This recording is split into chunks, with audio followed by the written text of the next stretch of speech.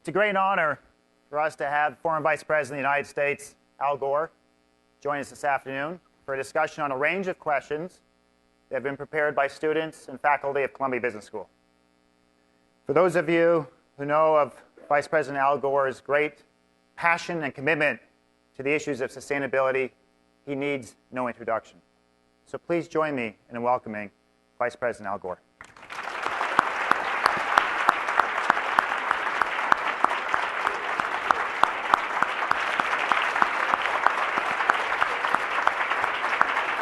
Thank you very much. Thank you, Professor. How are you? Great. Wow, there's a lot more people than I thought. Wow, that's great. Welcome. Sustainable capitalism. Yeah. One of the terms that you were one of the first advocates of, and you co-founded Generation Investment Management. Yeah. Which today has over $6 billion. Over 11 billion under management. Over 11 billion under management. We got a big chunk yesterday. It's a big month, yeah. Just suppose it goes to say that doing well by doing good really can be done. 10 years have passed since you co-founded it. Yeah, almost 11 now. What's been your experience? What have you learned? Well, first of all, we have beat the market for 10 years in a row. And, you know, the old saying, knock on wood, past performance is no guarantee of future results. But there's a history to this whole field that goes back a long way, but really it began in earnest with the anti-apartheid movement in the 60s, 70s, and the early models disappointed a lot of people. There were really two waves. First was more or less known as negative screen investing, where you take a list of things that you tell your clients, we want to invest in gambling or alcohol or weapons or South African apartheid or whatever. And you'll make out well because those areas are bound to do badly over time. Turns out that, you know, tobacco and alcohol didn't do that badly, and other things led to some disappointing results. And then there was a second wave that was called positive screen investing, or best-in-class investing. We want to exclude tobacco, but we will choose the very best and most moral tobacco company, and that's where. And that was inconsistent with the main goal of maximizing asset returns. So the firm that I co-founded with, I'm fortunate to have great partners. I co-founded it with a fellow named David Blood, who was the CEO of Goldman Sachs Asset Management for 11 years. And we both started looking for the same thing around the same time, and a mutual friend introduced us. And I wanted to name the company Blood and Gore, but the other partners wouldn't go along with that. So I know I'm spending maybe a little bit more time on this, but I think it's important. What we did with we see ourselves as the avatar of kind of a third wave of this. And it's very hard to do, but we emphasize the full integration of sustainability factors into the investment model, alongside the traditional approaches to the traditional tools, you know, P&L, return on investment, et cetera. And we picked a team. We had the advantage of starting from scratch without having to change an existing culture or model. And we picked 2/3 of our team from traditional equity manager backgrounds that were interested in sustainability. And then we picked 1/3 from sustainability organizations, the Rockefeller Foundation, World Resources Institute, et cetera, et cetera. And they all went back to school to get their certified financial analyst rating. To Columbia, I hope. No. But they should have. But we're based in London, so a lot of them went to LBS. But anyway, they didn't do the whole. They focused on the CFA, and then we spent a full year integrating the team, developing a common vocabulary. We spent a second full year investing our own money and making the mistakes there, and then we started taking in clients. And the good news is that this really does work. What have we learned? We've learned that when you take into account the full spectrum of value and don't just focus on things with price tags, if you do it correctly, you can get better results. We also learned that different industries and different sectors have a different face of sustainability. Financial services firms, for example, greenhouse gas emissions aren't completely irrelevant, but it's not the main thing. It's their human capital policies. What kind of culture do they have? A mining company, you're going to look at emissions. But it's not just the environment, it's their approach to their employees, to the communities where they operate, to the supply chain, to their partners, to the ethics in the executive suite. And one other brief word on this, and forgive this kind of geeky metaphor, but it was one of our founding metaphors. And it's an analogy, rather, to the electromagnetic spectrum. I know, bear with me. But if you remember that it's usually portrayed as a long, thin rectangle with all the different wavelengths, from the longest wavelengths, radio waves, to the shortest, gamma radiation, and you have microwaves and infrared and ultraviolet. And there's a very tiny slice, less than 0.5% of the total, that's visible light that we can see with our eyes. And we kind of assume the rest of it's not there. The 8 years I worked in the White House, I started every morning with an intelligence briefing, and as you may have read, they collect from the full spectrum. And the picture presented is way more complete. So here's the analogy. If you're just looking at quarterly reports or the numbers on the Bloomberg screens, although they've beefed up the Bloomberg screens now to add sustainability. Right.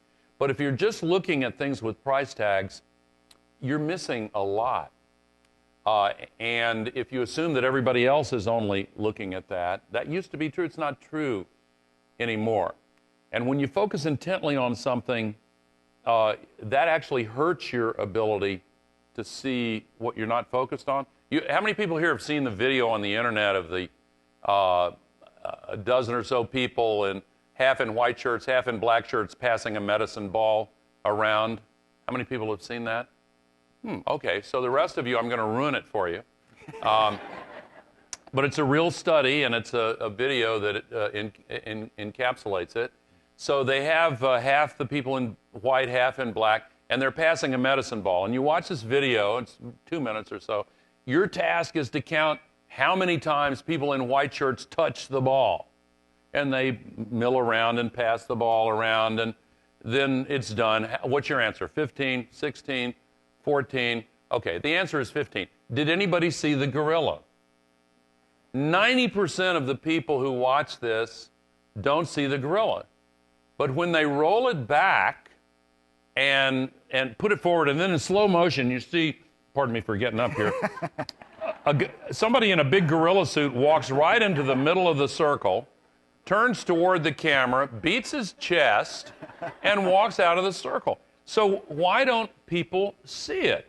Well, the psychologists say there's something called selective attention, and in a way, we don't see with our eyes, we see with our brains. We collect the data, but until it registers in the brain, you don't really complete the act of seeing. So if people are focused on quarterly reports or these traditional, all the number streams that people are used to, investors in BP before Deepwater Horizon, most of them didn't notice the pipeline accident in Alaska or the refinery fire in Texas or the 2 other accidents they had because the safety culture and environmental practices weren't part of the number stream that people were really focused on. So we've learned how to systematically include the rest of that focus, and it really works. Now, here's the final thing that we learned. We give 5% of our profits to the Generation Foundation that promotes sustainable capitalism. And I picked out some slides we were looking earlier. This is, okay, could we pull the first slide up? Here we go. Okay, so we start with the assumption that capitalism is the best way of organizing economic activity because, as you know, it balances supply and demand, it allocates resources efficiently. It's way more congruent historically with higher levels of individual freedom, spiritual, economic, cultural, and most importantly, it unlocks a higher fraction of human potential through a ubiquitous set of organic incentives that reward hard work, ingenuity, and innovation. And that's why it's at the base of almost every successful world economy. But we have identified, a lot of people have identified growing problems with capitalism. And you get some outlier analyses, and maybe some of you agree with this, that capitalism is the problem, that it's really the cause of the climate crisis. I don't agree with that. I think that it is a big factor, but people look at 20 large financial crises since 1982, the Great Recession being the last one, a lot of big problems. We also look at income inequality growing. This is on a global basis. The richest quintile gets 94% of the income. In the U.S., this is what people would like the distribution of income to be. This is what they think it is. This is what it really is. And since the recovery after the Great Recession, literally 95% of the additional national income has really gone to the wealthiest 1%. That's not an Occupy Wall Street slogan. It's really a demonstrable fact. And so this is not sustainable. Somebody said that income inequality, first of all, it's a necessary condition for capitalism, and it's always going to be present. But somebody said it's like inflation. You're always going to have a little inflation, unless, God forbid, we actually go into deflation. But you're always going to have a little inflation. But if you get the hyper variety, then everything gets messed up. And the same thing is true of inequality. You're always going to have some, but if you get hyper inequality, then that's bad for capitalism and democracy. So we really do have to change this. The third thing we learned about capitalism, market decisions are dominated now by short-termism. The entire market is short on long and long on short. Here's an example. The average holding period, this is in the U.S. for stocks, in 35 years has gone from 7 years to 7 months. Now, the 7 years was appropriate because it was kind of consistent with how real value is built in real firms over an organic period. 80% of the value of a typical firm is built over a business cycle and a half because it's human-centric. You got to hire your employees, do your business plan, get your partners, resources, supply, whatever you're doing, and marketing. But if investors are getting in and out in only a fraction of that cycle, then at some point it kind of becomes gambling. And some investing tools now are essentially gambling. And by the way, the short-termism has become even more extreme with algorithmic supercomputer trading. After the flash crash, a friend of mine, Joe Stiglitz, was on the forensic group that tried to figure that out. He proposed a remedy. One remedy he proposed was that a new rule, that all offers to buy and sell would have to remain open for 1 second. And that was rejected out of hand amidst warnings the entire global economy would collapse if offers to buy or sell had to remain open. That's insane. But in any case, just a couple of other problems briefly. Increasing consumption is producing waste of all kinds. The cornucopia is great, but a lot of the waste is out of sight and out of mind, and it's in every single category, including principally carbon pollution in the atmosphere. Natural resources are being depleted at an unsustainable rate. Underground water resources, worst of all in South India, South China, the Middle East, southwestern U.S. It's just unsustainable. Topsoil, this is an extreme case in China, and they're doing better now. In the Midwest, for every kilogram of corn that's raised, 1 kilogram of topsoil goes down the Mississippi River.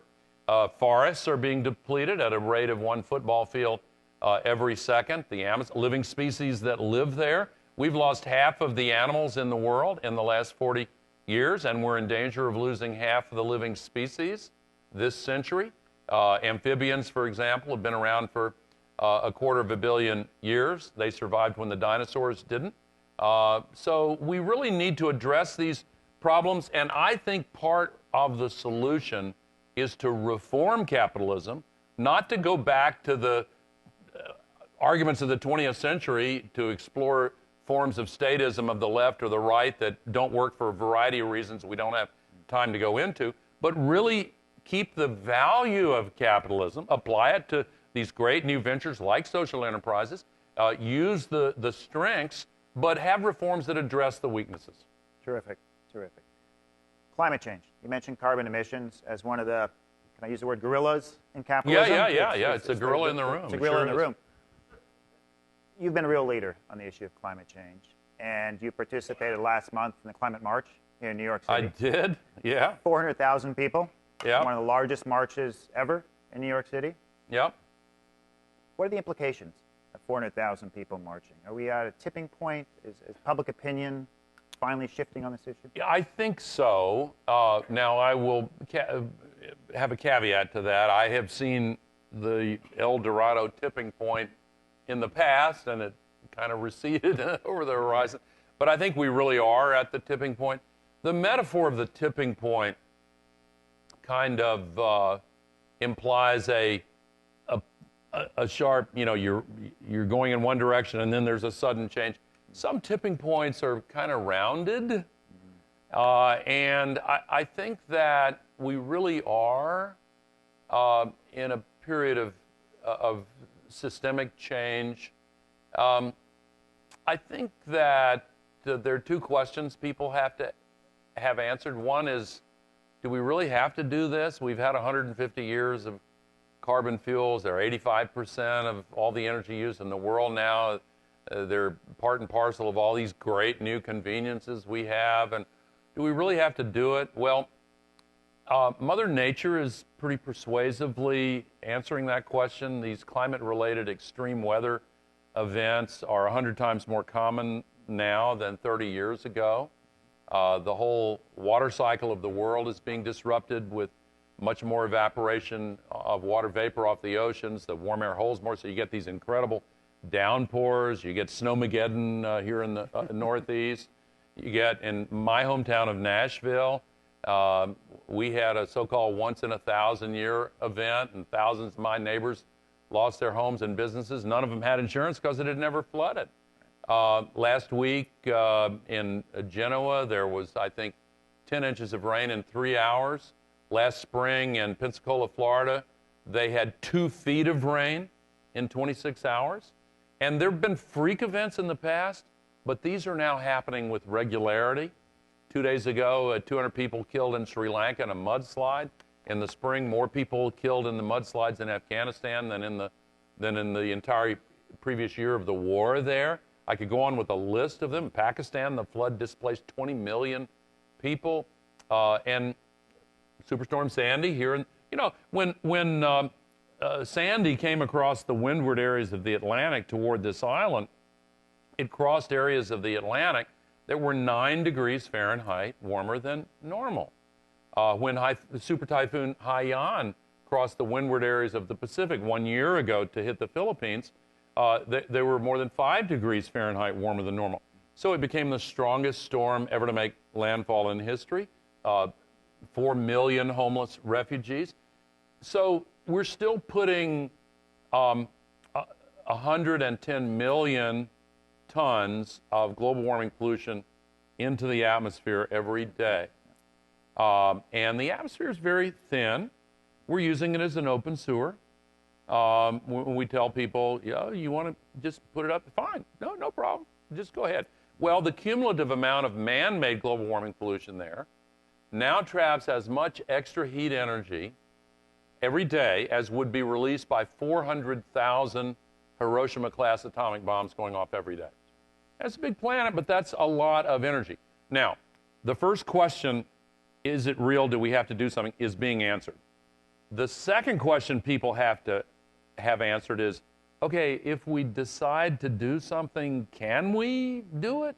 Because if people think, oh, it's real, but there's no hope, we can't do it, then that produces the expectation of constant anxiety and stress, with people looking at their kids and saying, "Oh, I'm really sorry, we're destroying your future," and so they just want to push it off and not grapple with it. But business is now leading the way, and we are now seeing these stunning cost down curves in solar PV. What country's leading the way in PV installation? Sweden, Germany, Bangladesh.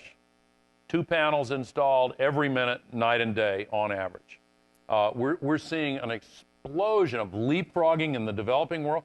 In California, solar cities install more rooftop systems in 10 months this year than were installed by everybody in the previous 30 years. So, yeah, this is happening. We are seeing it. We can solve it. We need to put a price on carbon in markets. We need to put a price on denial in politics. But it is happening. We need to speed it up. But we're going to win this. The only question is how much damage is going to be done in the meantime. Right. We talked about the climate march, and the following week we had the UN meeting here in New York. And in the Wall Street Journal, which isn't well known for its leadership in sustainability, UN Secretary General Ban Ki-moon published an op-ed. Yeah. And what was unusual about it, I'm going to just quote from it to get it right. He said, quote, "Finance and business communities are entering the game from the sidelines. This is good news." Yeah. In what sense is business really getting involved to solve the climate problem? What are you seeing out there? Yeah, it's really it's incredible. Business is ahead of politics by a long shot. First of all, I can't resist saying the Wall Street Journal. The news columns are still great, but you know, the parent company of both the Wall Street Journal and Fox News, 21st Century Fox, has made a pledge to be carbon neutral, and they've gotten there. And they say in their corporate reports they completely accept climate change. So, you know, it's kind of a form of subsidizing ignorance as entertainment. It's kind of a tribal, you know, these are the jerseys we wear. We're going to fight you if you believe that climate change is real. I'm not going to talk more about this. Believe me, I could keep going. Let me go to the slides again to answer your question. No, we got these out of line. The metrics. Let me just do this quickly, Professor, sure, if that's okay. Sure. So one of the reasons why, and then we'll get to the business deal. The metrics that we use to guide economic policy and, by the way, to influence a lot of business plans are very misleading. For example, GDP and the business accounting systems that are, to a large degree, derivative of these categories that were created in the 1930s to make up GDP are really badly flawed. Negative externalities like pollution are not included in P&L. They're not included in GDP. So we ignore them.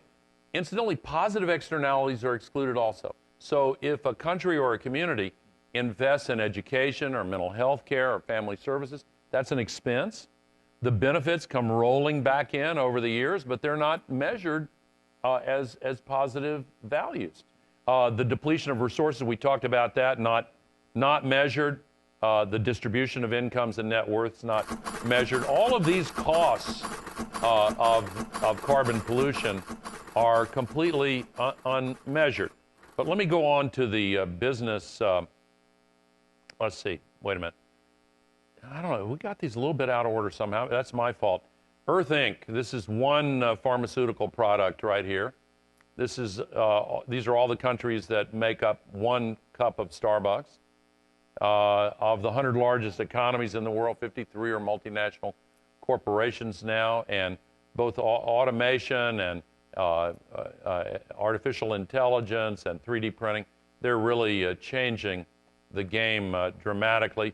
You asked about the climate march. This is a drone image of the 400,000 people. That's the estimate I'm going with anyway. It was huge and part of that tipping point. Okay, I think we're up to your question here. Okay, business. These are representative companies. These are actually some of the best in terms of how much money they have saved by using renewable energy and energy efficiency.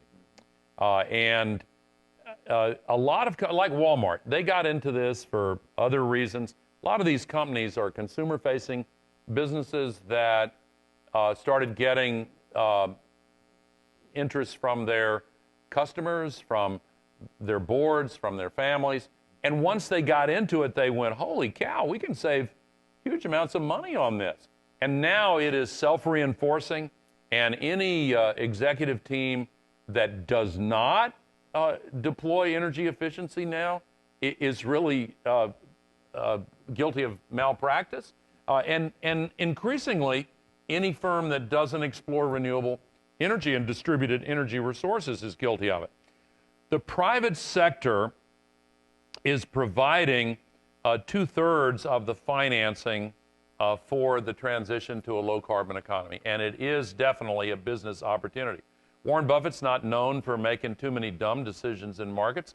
He invested $15 billion in wind and solar, and he just announced he's going to invest another $15 billion. Here are the companies that are already using 100% renewable electricity in the U.S. So, yeah, it's really coming on strong. Terrific, terrific. So stick on the topic of climate change, but I want to change the specific focus and talk about universities and endowments. Yeah. And specifically the campaigns at universities led by students to divest endowments of fossil fuel investments. Yeah. As many of you may know, Harvard University, right, leading institution, recently made the decision not to divest. Stanford University recently made a decision to divest their coal investments. And Columbia University made the decision not to divest, but left the door open to further proposals. They turned down the proposal that was made to them and said, but we're open to receiving more. Yeah. What do you say to universities who say they cannot or will not or should not divest their fossil fuel investments? Yeah, well, I addressed this at a speech at Harvard. I think that it kind of goes back to our first exchange about sustainable investing. Mm-hmm. In extreme cases, I think that it's justifiable to give up returns in order to take a moral stand. And apartheid was one such example. I actually was recruited by students to run for the board at Harvard back in the early 1980s on the anti-apartheid ticket. Mm-hmm. I was lucky because the other one they recruited was Desmond Tutu, so I didn't have much heavy lifting. I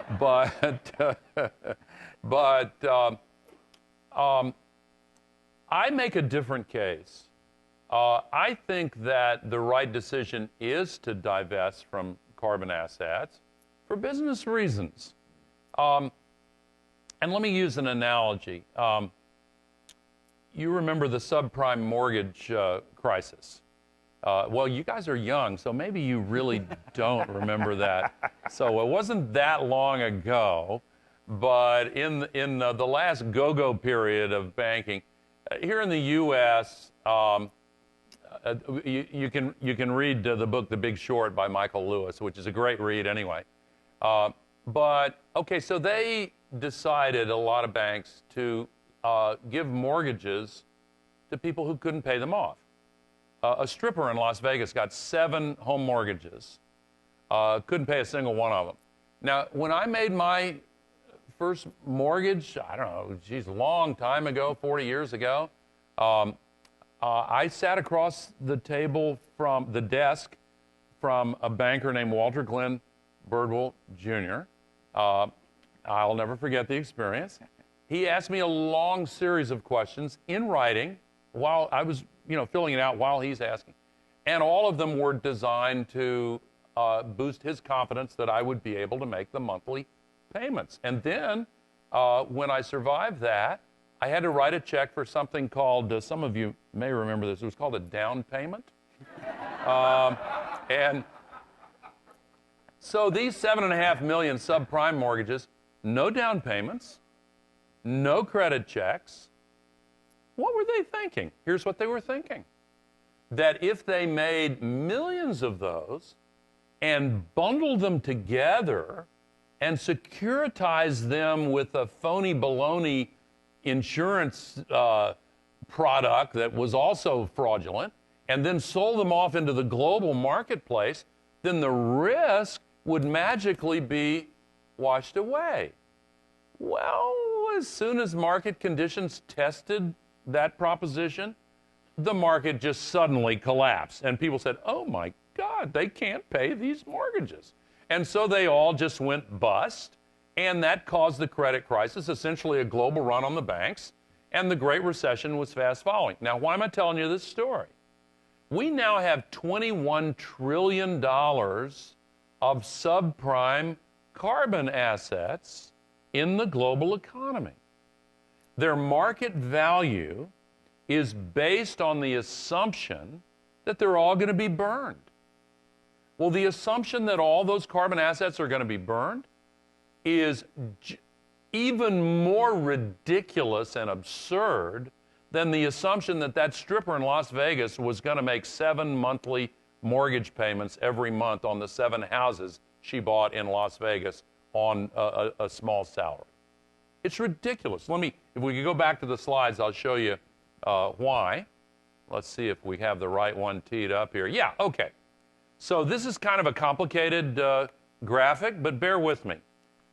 This circle represents the amount of carbon assets, coal, oil, and gas, in that order, 1,821 gigatons of CO2 that has been burned since the first oil well was drilled 150 some odd years ago. This is the amount of that that's burned in the last 14 years.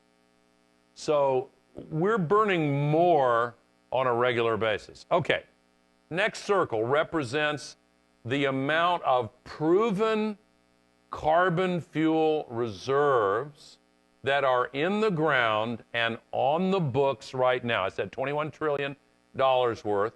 7 trillion of that is in publicly traded multinational corporations. 14 trillion is owned by sovereigns, mostly in the Persian Gulf, Venezuela, etc. This is the amount that the scientific community says can be burned if the world is going to have a 50-50 chance of remaining below a 2 degrees Celsius increase in temperatures. We've had a 1 degree increase now, and the polar ice cap is melting in the Arctic. The storms are getting stronger. The floods and droughts are getting worse. The sea level is rising, et cetera, et cetera. There are climate refugees disrupting governance in places like Syria, and what's to come even just from a 2 degree increase. That's a political compromise. So even if there were no treaty or no laws, there will be. There will certainly be laws. The outside of the purple area, that's not going to be burned. So you want to invest a lot of money in carbon assets that are not going to be burned. At some point, this is going to be like the subprime home mortgages. When will it happen? I don't know. But certainly within the time horizon that the fiduciaries managing university endowments ought to pay attention to. They have to match the performance of their assets to the long-term maturation of their liabilities. So, in the words of one of the old Clint Eastwood movies, he looks at the guy and says, "You feeling lucky, punk?" How lucky can you be to invest in assets whose value is suddenly going to collapse to zero? That's going to happen. The only uncertainty is how long it's going to take. The coal and gas burning utilities in Europe, the top 20 have lost 50% of their value in the last 5 years. All of them are losing money. The write-downs of the fossil fuel generating plants in Europe are now written down 80 to 100%. Look at coal stocks. Just look at what's happened to coal stocks in the last 6 months.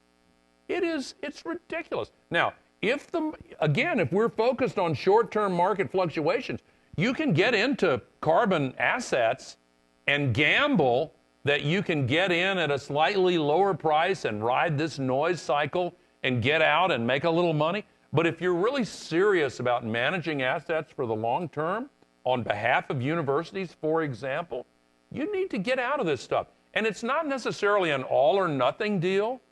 What Stanford did's been, it's been, it's okay. It's a small step.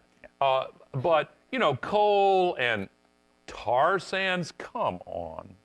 I was in Alberta. They asked me about what's the tar sands. I said, well, junkies find veins in their toes when the ones in their arms and legs collapse. So coal and tar sands, some of you are looking at your Canadian colleagues to see if I've overly offended them. And I'm sorry, actually I don't care. But I do care,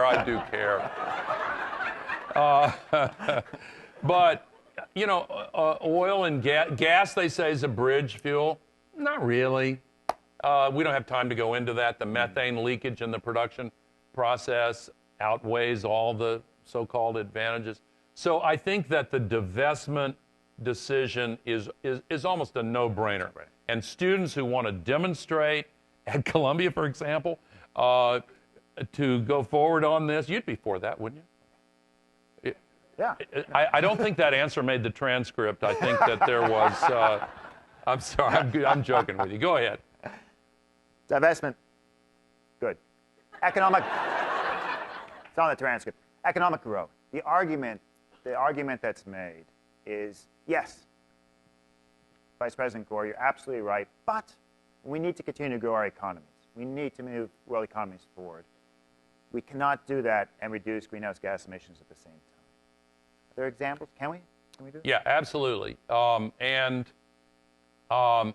Look at the example of California. If we go back to the slides here, this next slide should be, okay.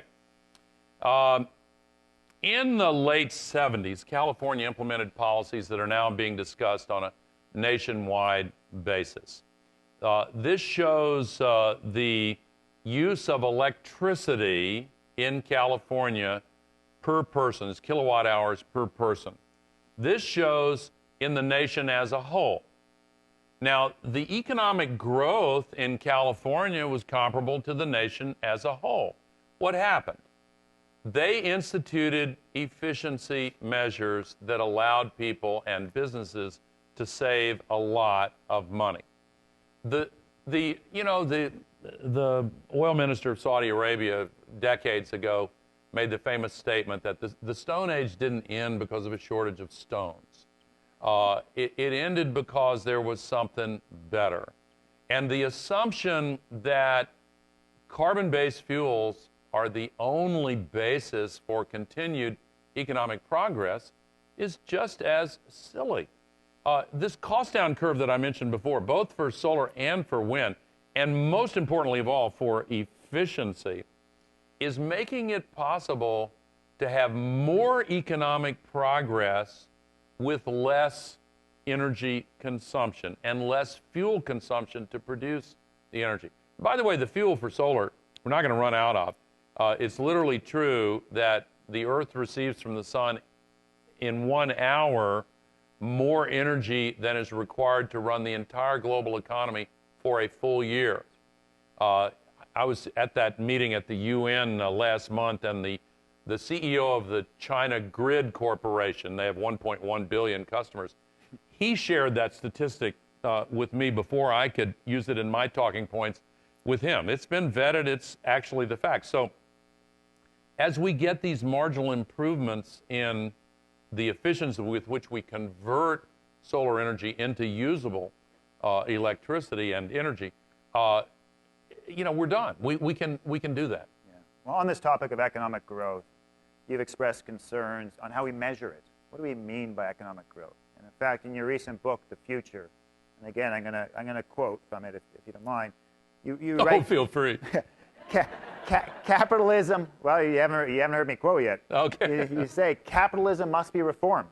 Yeah. Our reliance on GDP is the compass by which we guide our economic policy choices must be reevaluated.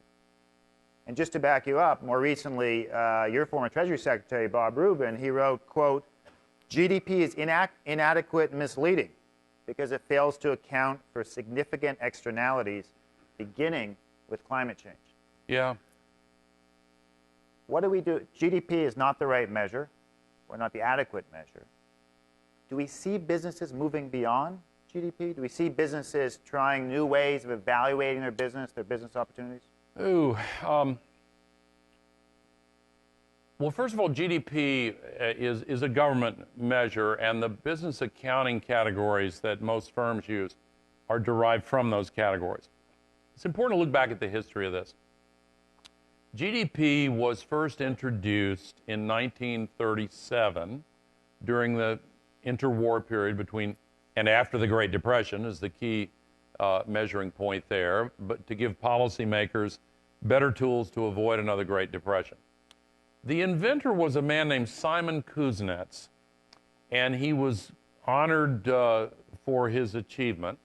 It's very interesting. In writing this last book, I went back and did a lot of deep research on this and found his speeches in 37 and 38, 39, where he said over and over again, please do not use GDP as a guide for national economic policy. Right. This is the guy who understands it best. He put it together. He said it's an improvement over what we had before, but it's really a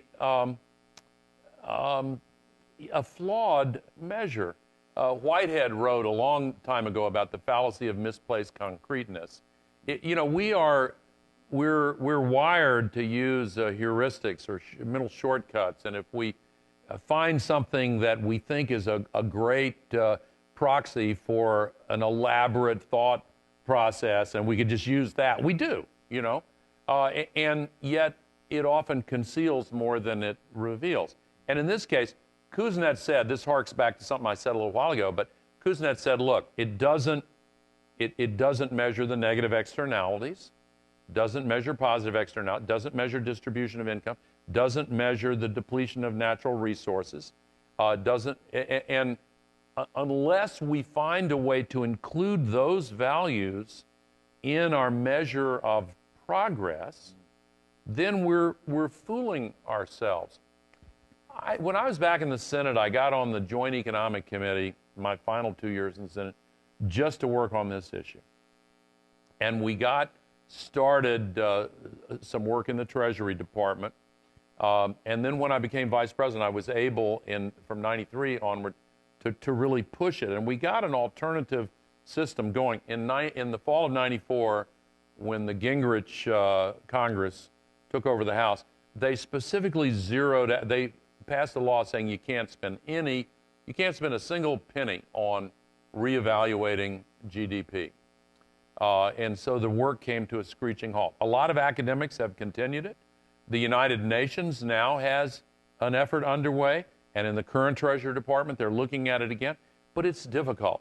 And it's not necessarily an evil conspiracy. Part of it is the QWERTY problem. You know the QWERTY problem? QWERTY. You know the story. The first typewriter keyboards were laid out because you guys have never used a mechanical. I have. I'm an old guy. And I used to be a newspaper reporter in an age when, the keys would jam. And so they designed the early typewriters to prevent the jamming of the keys by making the most commonly used letters hard to reach. So you got to use your little, it's crazy. And now with computer keyboards, you don't need to do that. And some of you may know there are all these alternative designs for keyboards now, but do we use them? Maybe there are a few that do, but no, because we learned the old way, and the transactional cost of shifting is just a huge headache. And that's part of the GDP stickiness. But China is now reevaluating it, and there is a rich amount of research in China and some very powerful statements. I don't have the slides on that teed up, but they're just blasting the hell out of GDP and how crazy it is. There was another a wave of statements yesterday from Beijing to the regional governments saying, stop using GDP. It's crazy. So can we reform it? Yeah, I think we can, but we have to develop the will to do so. These things are really important. I mean, this is a little geeky, but one other short point. When I talked about the spectrum, the things we look at, and the things we look at make it harder to see the things that we aren't focused on, that's a function not only of human nature and the way our eyes work, it's also a function of the systems and the tools, including the statistical tools that we select to enhance our vision of what we're doing. And if we consciously continue using a tool that reinforces this selective attention and systemic blindness, then we're using a way of guiding our way into the future that's functionally insane. So this conference is titled Millennials Rising. The focus is really on you and the audience, who are mostly millennials. What advice do you have for this millennial generation that was born between 1980 and 2000? Now 80 million Americans are millennials, up and coming. Oh, first of all, I resent the fact that the baby boomer generation is no longer the largest generation. I liked that. And the fact that your generation is larger than mine, I'm sorry, I just can't. I'll get over it. But what advice? Well, I think that you already know. Okay.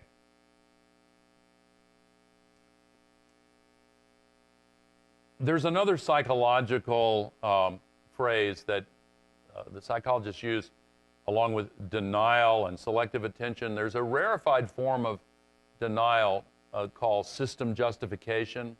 And here's what it means. It means that we all have an innate human need to believe that the large systems within which we live our lives are okay. If they weren't, if we felt that they weren't, then that too would produce a lot of stress and anxiety, and people don't want to deal with that. But my first advice would be to realize that what we're doing today in the world is not okay. It's not okay. It really does need to change. Martin Luther King Jr. once said, there's an odd illusion that the passage of time by itself makes things better. He said, we have to choose to make things better. You have to make a choice. And previous generations have done. I remember in my own lifetime when I was a young boy, 11, 12, 13 years old, I remember the civil rights movement, and it was really young people. And Nashville has an honorable place in that revolution that I'm proud of. And I remember a day when one of my friends in Tennessee made some quasi-racist comment, and another friend said, hey, shut up, man, we don't talk that way anymore. And millions of conversations like that contributed to a real change. And it's impossible to imagine now that there was a legal basis, that laws made it legal to discriminate on the basis of skin color. So odd that we could have done that. But that didn't change by itself. That took a long time. In an earlier era, the abolition movement was the same. My mother was one of the first women in Tennessee to go on to graduate school, and she was one of the brightest people I've ever known in my entire life. And I remember being stunned to realize, again as a boy, that when she was a girl, women weren't allowed to vote. And because I knew her to be so, whoa, and I thought, you're not going to allow this human being to vote? Are you crazy? But that didn't change by itself. That generation of women particularly caused that to change. I remember a couple years ago I saw an article in Associated Press in California about two gay men standing in a line for pizza, and a homophobic jerk walked by and made some horrible comment. And according to the article, literally every other person in the line turned on him and said, "Shut up, we don't accept that." We're winning that conversation, but it didn't happen by accident. You may have seen the video on the internet a couple of days ago where another homophobic jerk was in an airport and some guy in a cowboy hat took him down, said, "Shut up," and held him down until the police came. So we're winning that argument. So now climate change. How many people here come from families where one or more older people in your family are climate deniers, where it's difficult to have a conversation? Yeah, that's really common. And what do most people do in that situation? Well, most people, up until recently at least, have decided to kind of avoid the subject. Am I right? It's almost like, and I shouldn't have said that first to use this metaphor, but it's almost like a dysfunctional family with an alcoholic father who flies into a rage if alcohol is mentioned, so the rest of the family decides never to mention, not the gorilla, but the elephant in the room, just to keep the peace. That's kind of where we have been on the climate conversation in a lot of venues, including on television news. They're scared to deal with it in an appropriate way. So win that conversation. As consumers make intelligent, climate-friendly, environmentally friendly choices. It's a non-trivial fact that businesses are leading the way, and they're doing it because enough consumers are doing it. And then get politically active. We need to put a price on carbon. It's crazy that we don't do that. And by the way, for the global economy that you're going to be going out into, some of you are already in it, some of you were in it and went to school, you're going to go back into it. We're still trying to achieve escape velocity from that Great Recession that was triggered by the subprime mortgages. How are we going to do it? Europe's sinking again. China's growth rate maybe is slowing. We're the brightest spot in the global economy in the U.S. I mean, it's not that bright. So how do we achieve escape velocity? Well, the way we escaped from the Great Depression in the 30s was not the New Deal. It was mobilizing for World War II. What if we had a big global project that employed tens of millions of people in a cause that seized the imagination and put more spending money in the pockets of middle-income families to help lift economic progress? Wouldn't that be great? Well, we have just such a project. We need to install solar panels and windmills and retrofit homes with LEDs and better insulation and better windows and passive design. We need sustainable forestry and sustainable agriculture. This needs to be a global project. One final story from my youthful days. I also remember when I was 13 years old when President John F. Kennedy made that inspiring announcement, we're going to put a person on the moon in 10 years and bring him back safely. I remember the adults of that time, many of them saying, "Oh, it's going to cost so much money. It seems like a foolish thing. We probably won't be able to do it anyway." That was a huge mistake. But 8 years and 2 months later, Neil Armstrong set foot on the moon. And the moment he did so in NASA's Mission Control in Houston, there was a great cheer that went up. And the average age of the systems engineers in the room that day was 28 years old. And that means that their average age when they heard that challenge was 18. And they made decisions, a lot of them, to get the education and skills that they needed to be a part of that inspiring mission. Those of you who have self-selected to be a part of this social enterprise gathering are doing something really great. You are getting the skills, the education, the knowledge, and the experience necessary to change the world for the better. God bless you. We can do this. As you go your different ways and those of you who create social enterprises, those of you who create traditional enterprises, I hope they're sustainable. Whatever you choose to do, make this mission to save the climate balance that's essential to the future of humanity part of your mission. The only thing you need is the will to act, but that's a renewable resource. Thanks, sir. We're out of time. Thank you very, very, very much. Thank you very much. Thank you. I loved it. Really wonderful. Really Thank wonderful. you very much. Thank you. Funny. Thank you very much. Appreciate it. Good luck to you.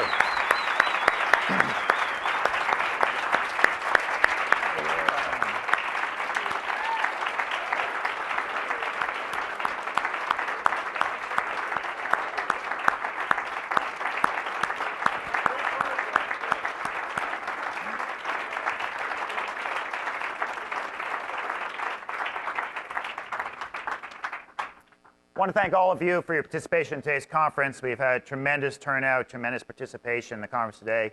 And just to wrap up, our conference organizers will just conclude the conference. Over to you.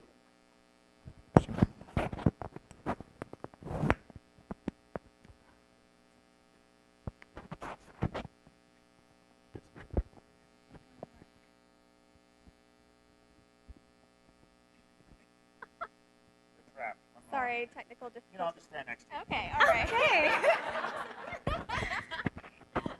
Well, this is interesting. Okay, so firstly, we want to thank you all for being here today.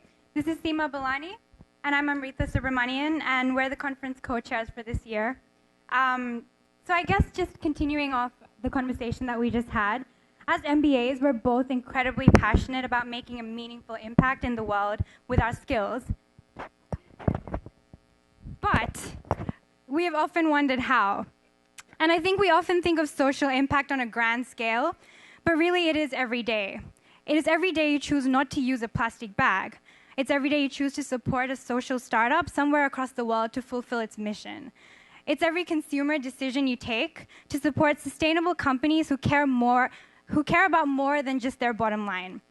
Social impact is something we as the next generation must start to live and breathe. Today we've seen leaders, change makers, organizations, startups from across the broad spectrum of social development, from healthcare, education, and food, through to technology, water, and impact investing. And all of these people are making a meaningful difference. I think the groundwork has been laid for us as a future generation to change the way things are in our world. And it is our responsibility to take on this task and own it every day. Before we begin discussing how to own this responsibility every day, which we'll be discussing at the reception shortly after, we wanted to thank a few individuals. Firstly, thank you to all our wonderful sponsors, Shenzhen CSRDC, HP, Wells Fargo, Anheuser-Busch, Heidrick & Struggles, Mitchell Gold and Bob Williams, Morgan Stanley, the NRDC, PwC, our in-kind sponsors, our media partners, and the list goes on for all of your generous support of this event. It has been our absolute pleasure to work on coordinating this conference this year with the leadership of our wonderful social enterprise program team, Diana Rambo, Professor Ray Fissman, Professor Bruce Usher, Professor Ray Horton, Heather Barbakoff, Sandra Navalli, Bianca Bellino, Gwen Shufro, Sandy Wright, and Tanya Mujica-Keenan. On behalf of Columbia Business School, the Social Enterprise Program, our gracious sponsors, and our incredible colleagues, we want to thank you all very deeply for being with us today. And we hope you will leave this room inspired and energized to create and sustain change well into the future. The reception will be held just outside this room, and we look forward to meeting you all there. Thank you.